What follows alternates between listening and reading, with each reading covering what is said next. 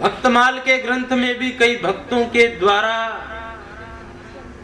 विगत की जो पूर्व की कथा हुई थी शीतल बहन के यहाँ, तो वहां पर भक्तमाल चरित्र पर कुछ चिंतन चला था।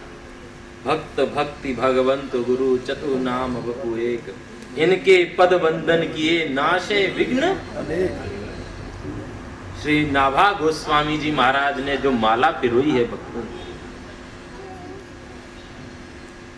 मानो उसी अनुसार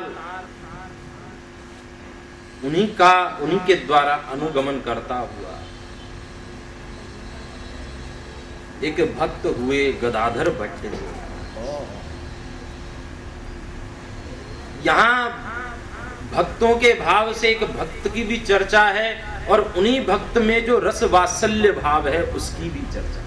या दोनों को संजो करके चलूंगा, जो रस भाव लेकर के चले हैं और जो भक्त के माध्यम से रस फूटा है। बड़े ध्यान से सुनना सभी इस चरित्र को। गदाधर भट्ट जी बड़े रसिक आचार्य हुए। इनके जीवनी में बताया जाता है कि यह भागवत जी की कथा कहते हैं और इस भाव से कथा कहते हैं, इतना आनंद पूर्वक होके कथा कहते हैं, इतनी रसमयी वाणी से कथा कहते हैं कि कथा कहते कहते ये भाव विभोर हो जाते और जितने श्रोतागण होते महाराज झरझर झरझर भाव विभोर हो करके उस रस में डूब करके उनका भाव उनकी आंखों के द्वारा बहने लग जाता।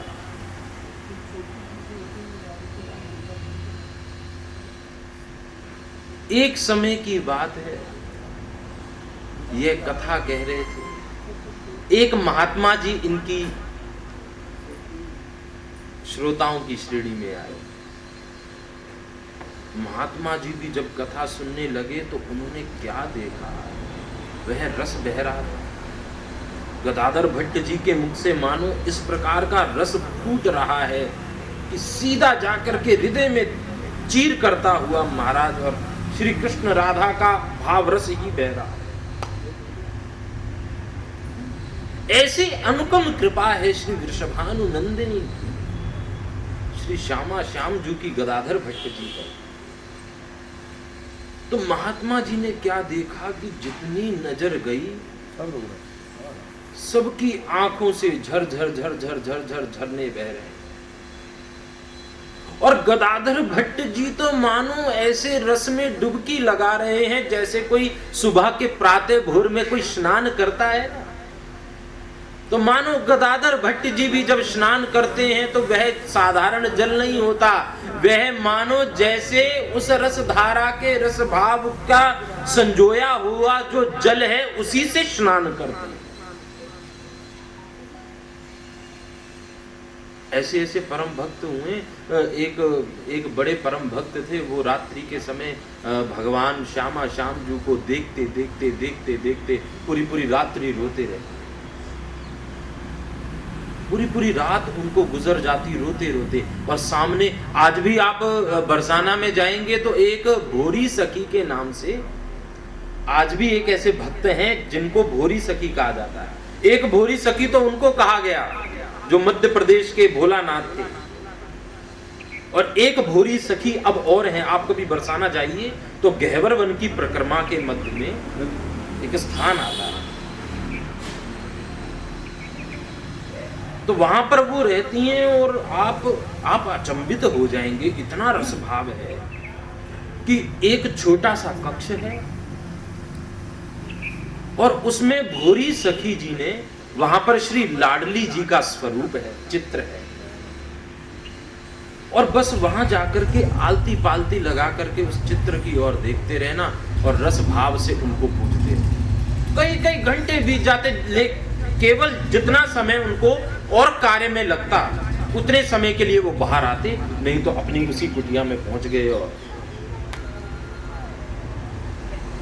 अब आप विचार करें, एक अनुभव की भी बात है, एक मन की भी चर्चा है कि विचार करो कि उनका खाना पीना सब कुछ क्या पता रहस्य में ही श्री राधा नामी खाना हो रहा हो, वही रस पी रहे हैं। रसिक आचार्यों की चर्चाएं बड़ी गूढ़ होती हैं साहब। ऐसे ऐसे रसिक संत हैं कि जो कई कई वर्षों तक ये अन्न जल ग्रहण नहीं करते हैं। हमारे प्रेमानंद बाबा को देखिए, क्या रस मूर्ति है साहब। उनके चेहरे का नूर देखिए आप। अद्भुत। और जैसा कि मैंने 2 दिन पहले भी बताया था कि पूरा सिस्टम फेल है उनका। और उन्होंने ये भी बताया था कि किसी किसी दिन ये पूरा शरीर, ये जो माथा है, ये ऐसा लगता है कि फटेगा, लेकिन कहते मेरा ध्यान ही नहीं है। क्यों? ध्यान तो श्री किशोरी में लग चुका है, तो ध्यान रहेगा कहां? तो जो उस रस में डूब चुका है, और उनका कथन है प्रेमानंद बाबा का, बोले ये सड़ेगा, गलेगा, मरेगा, इस पर ध्यान क्यों देते हो? इसको तो जाना ही है एक न एक दिन।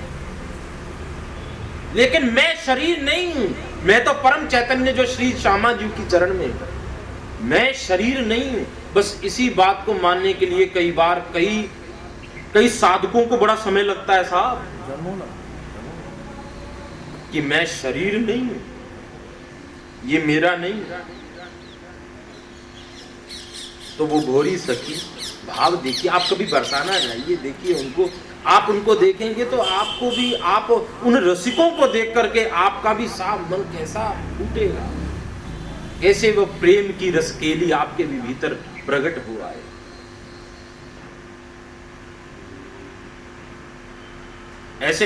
ऐसे ही हमारे एक पीली पोखर पर रहने वाले बरसाना में श्री विनोद बाबा जी महाराज, गौड़िया संप्रदाय के संत हैं, श्री किशोरी जी के नाम की नित्य रसधारा को प्रवाहित कर।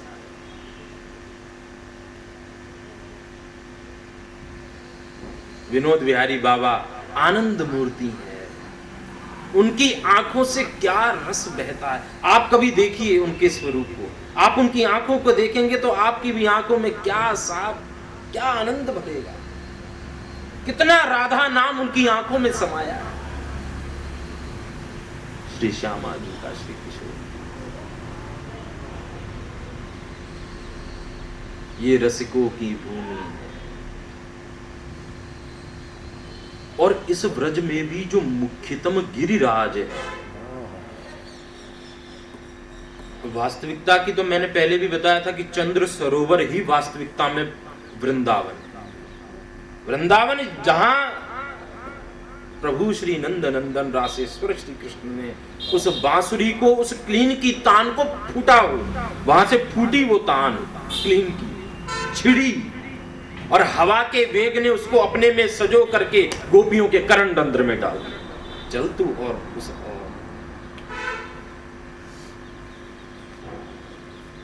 हे किशोरी जी, हे श्यामा जी, हमें भी कुछ ऐसा प्राप्त हो जाए कि कोई उस वृंदावन से, ब्रज से कोई ऐसी हवा की लहर आती जाए इस ओर कि बस मेरे करण रंध्र में डले और मैं बावली की तरह आपकी ओर दौड़ती चलूं।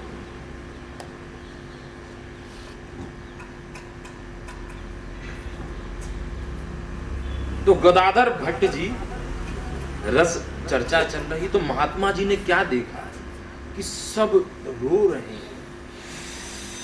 उनके मन में एक विचार आया कि ये सब भाव से रो रहे हैं और मैं ही नहीं रो रहा हूं। महात्मा जी के मन में विचार आया। तो अगले दिन जब कथा में आए तो मिर्चियों को लेकर के आए और मिर्ची अपनी आंख में लगाई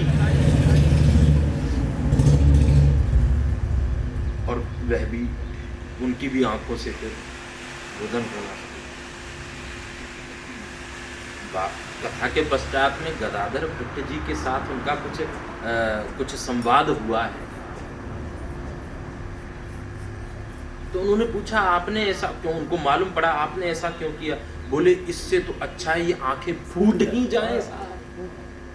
मैं जब कल आया देखा सब रस से भाव विभोर होकर के रो रहे थे। मैंने सोचा इन आंखों को रख करके क्या करूंगा जो श्यामा श्याम जी के नाम में ना रोए,